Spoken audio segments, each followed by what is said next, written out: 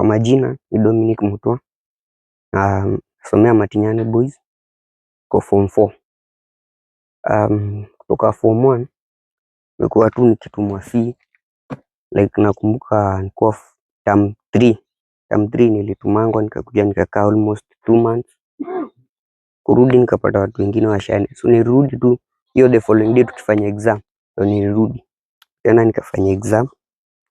Hapo sikuwa na notes za term 3 zote sijaandika.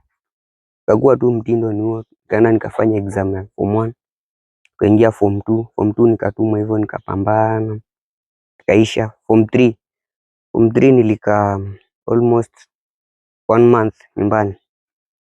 So kufanya exam ya end of year exam, hiyo sikufanya. Then nimeingia form 4 nimetumwa tena, na watu wengine wanaendelea kusoma. Syllabus bado hatujaimaliza. So mimi nilikuwa nauliza tu watu wanaweza tusaidia rudi shule mimi nimalize shule. Hapo pengine life itajipa.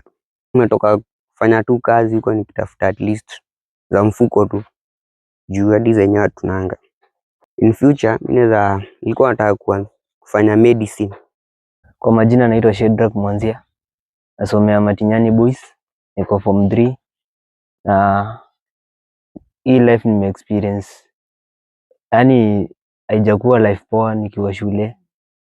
Juu most of the times na spend time nikiwa nyumbani. Sipati school fees. Time mingi na spend nikiwa nyumbani. Napata wengine wako shule na mimi siendelei kusoma. So napoteza sana. Na kaa last year almost the term mzima nimeshinda nyumbani. Sijafanya exam. Nimeshinda nyumbani, wengine wamefanya exam. So mimi nilikuwa nauliza wenye wako na uwezo wa kunisaidia, wanisaidie nirudi shule, niendelee na masomo yangu. And I promise nikifaulu nitasaidia wengine kama vile nitasaidika pia mimi. In future nataka kuwa engineer.